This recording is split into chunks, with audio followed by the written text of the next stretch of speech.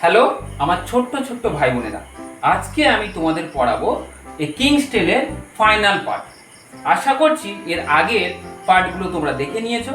যদি ভালো লেগে থাকে চলো আজকে থার্ড পার্ট বা শেষ পার্টটা করে নিই। খুব মজার সঙ্গে পড়াবো, আশা করছি তোমরা খুব মজা পাবে। চলে এসো। This is the Excalibur. এটা হচ্ছে সেই এক্সক্যালিবার, সেই তরবারিটা যেটা আর্থারের সেই জাদুকরি তরবারি। মার্লিন সেইট, মার্লিন বলল, only an honest and fearless night, একমাত্র সৎ এবং ফিয়ারলেস নাইট মানে নির্ভীক যোদ্ধাই, হু প্রোটেক্টস দ্য কমন পিপল, যে রক্ষা করে সাধারণ মানুষকে, ক্যান পজেসেস দিস সোর্ড, সেই ধারণ করে রাখতে পারবে এই তরবারিটা। মানে যে খুব ভালো মানুষ, ভদ্র মানুষ এবং নির্ভীক যোদ্ধা, যার মধ্যে কোনো রকম লোভ নেই, সেই একমাত্র পারবে এই সুন্দর তরবারিটা তার কাছে রাখতে। তরবারিটার নাম কি? Excalibur. King Arthur accepted the enchanted sword. King Arthur গ্রহণ করলেন এই জাদুময় তরবারিটা। ইনচান্টেড মানে জাদুময়, সোর্ড মানে তরবারি বা তরোয়াল। তাহলে এই তরোয়ালটা কিং আর্থার গ্রহণ করলেন। From the mysterious hand appearing, একটা রহস্যময় হাত আবির্ভাব হলো। From the depths of the lake, একটা গভীর হ্রদ থেকে। I shall never use this magic sword, এই ম্যাজিক সোর্ডটা আমি ইউজ করব না বা ব্যবহার করব না ফর এনি পার্সোনাল বেনিফিটস, আমার ব্যক্তিগত সুবিধার্থে। King Arthur declare, king Arthur ঘোষণা করলো যে আমি নিজের ব্যক্তিগত কাজে এই এক্সক্যালিবারটা ইউজ করব না, ব্যবহার করব না। King Arthur could gift piece and prosperity to England. King Arthur দিয়েছিল শান্তি এবং সমৃদ্ধি সারা ইংল্যান্ডে। পিস মানে শান্তি, প্রসপারিটি মানে সমৃদ্ধি। The greedy barons were unhappy with king Arthur, এই লোভী ব্যারন্স মানে জমিদারগণ খুব অখুশি হয়েছিল, মানে আনন্দ পায়নি যে রাজা আবার এত ভালো হবে কেন, এত নির্ভীক হবে কেন। তো এটা রাজার এই যে কিং আর্থারের এত মহানুভবতা দেখে তারা কিন্তু খুশি হয়নি।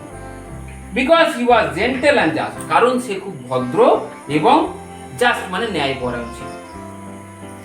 হি ম্যারিড দ্য বিউটিফুল লেডি, সে বিয়ে করেছিল একটা সুন্দরী মেয়েকে বা রাজকন্যাকে, যার নাম Guinevere, daughter of the king of Cornwall, যে কর্নওয়ালের রাজার কন্যা ছিল। তাহলে একটা রাজকন্যাকে বিয়ে করলো যার নাম Guinevere. On the wedding day, বিয়ের দিন, Merlin took him to a richly gilded pavilion. ওই বিয়ের দিন মার্লিন তাকে ধীরে ধীরে রাজাকে ধীরে ধীরে একটা জাঁকজমকপূর্ণ এবং অলংকৃত একটা প্যাভিলিয়ন মানে বড় তাঁবুর কাছে নিয়ে গেল। প্রিন্টেড ক্রিমসন, যেটা গাঢ় লাল রঙের ছিল, অ্যান্ড ডার্ক ব্লু, এবং গাঢ় নীল রঙের ছিল। দ্য ফ্লোর ওয়াজ মার্বেল, এবং মেঝেটা পুরোপুরি মার্বেল ছিল। মার্বেল দিয়ে, যেমন সুন্দর করে মার্বেল দিয়ে ভালো করে তৈরি করা। In the middle of the room, ঘরের ঠিক মাঝখানে, ওয়াজ এ হিউজ, একটা বিশাল রাউন্ড ওক টেবিল, একটা বড় গোল টেবিল ছিল।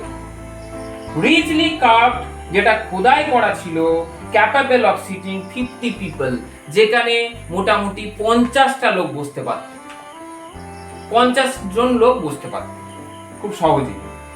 This was the famous round table, এই রাউন্ড টেবিলটা ছিল খুবই বিখ্যাত একটা রাউন্ড টেবিল।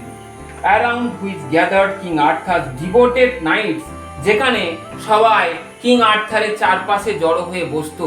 কারা? সেই যোদ্ধারা। নাইটস মানে যোদ্ধারা, নাইটস মানে হচ্ছে মধ্যযুগীয় ইউরোপীয়দের অশ্বারোহী বীর বা যোদ্ধাদের বোঝাতো। তবে সেই যোদ্ধারা কি করতো? কিং আর্থারের চারপাশে ঘিরে বসতো। দিস নাইটস, এই যোদ্ধাগুলো প্রমিসড মানে প্রতিজ্ঞা করেছিল, that they would help the helpless, তারা সাহায্য করবে যারা অসহায় তাদেরকে, and be gentle to the weak, এবং যারা দুর্বল তাদেরকে নম্র ভাব দেখাবে। টু পানিশ দ্য উইকেড, এবং যারা বদমায়েশ তাদেরকে কি করবে? পানিশ করবে মানে শাস্তি দেবে। টু কিপ দেয়ার ভোউস, এই প্রতিশ্রুতিটা the knights undertook countless hazardous adventures, এই প্রতিশ্রুতি রাখতে গিয়ে নাইটসদের, ওই বীর যোদ্ধাদের অনেক অসংখ্য ঝুঁকিপূর্ণ বিপজ্জনক কাজ করতে হয়েছিল। The stories of their goodness, এই গল্পের যে মাহাত্ম্য, গুডনেস মানে মহত্ব, অ্যান্ড কাইন্ডনেস, উদারতার কথা, কাইন্ডনেস মানে উদারতা, স্প্রেড, ছড়িয়ে পড়লো থ্রু আউট দ্য কান্ট্রি, সমগ্র দেশে ছড়িয়ে পড়লো। King Arthur ruled for many happy years, king Arthur অনেক দিন রাজত্ব করেছিল এবং আনন্দের সঙ্গে রাজত্ব করেছিল। অ্যান্ড গ্রিউ ওল্ড উইথ টাইম, এবং ধীরে ধীরে সময়ের সঙ্গে সঙ্গে বৃদ্ধ হয়ে গেছিল। সময় সবাইকেই কিন্তু বৃদ্ধ করে দেবে, আজ আমি যুবক, কালকে আমি বৃদ্ধ, এটা ন্যাচারালি। তো ধীরে ধীরে সে কিন্তু বৃদ্ধ হয়ে গেল। Many of his trusted knights, তার অনেক বিশ্বস্ত যোদ্ধা had perished during their adventures, তারা প্রাণ হারালো অভিযান করতে করতে। অনেক যুদ্ধের অভিযান করতে হয়েছে, অনেক জায়গায় যুদ্ধ করতে হয়েছে, সেই যুদ্ধ করতে করতে তাদের প্রাণও চলে গেছে। The king gave his magic sword, রাজা দিয়ে দিল সেই ম্যাজিক মানে কি, সেই যে জাদুকর তরবারিটা, দ্য এক্সক্যালিবার, যার নাম কি ছিল এক্সক্যালিবার, টু এ ট্রাস্টেড নাইট, একটা অশ্বারোহী যোদ্ধাকে দিয়ে দিল, বা খুব বিশ্বস্ত একটা অশ্বারোহী যোদ্ধাকে দিয়ে দিল। অ্যাট দ্য কিংস কমান্ড, রাজার আদেশে, the night threw the sword, রাজার আদেশে সেই যোদ্ধা ছুঁড়ে ফেলে দিল সোর্ড, সোর্ড মানে কি সেই অস্ত্রটাকে, ইনটু দ্য লেক, হ্রদের জলে, অ্যামিড দ্য প্লেন, সেই সমতল ভূমির মাঝখানে যে হ্রদটি ছিল, of the sweet smelling flower, যেখানে মিষ্টি সুগন্ধ ভরা ফুলের সুন্দর গন্ধ আসছিল। স্মেলিং মানে কি গন্ধ আসছিল। A beautiful arm arose from the lake, একটা সুন্দর হাত উঠে এলো সেই লেক থেকে, লেক মানে সেই হ্রদ থেকে। অ্যান্ড কট দ্য সোর্ড, সেই অস্ত্রটাকে ধরলো। And disappeared into the green depths of water, এবং ধীরে ধীরে সেই সবুজ জলের গভীরতায় ধীরে ধীরে সেই অস্ত্রটা বিলীন হয়ে গেল বা অদৃশ্য হয়ে গেল। দ্য নাইট কেম ব্যাক, সেই যোদ্ধা ফিরে এলো।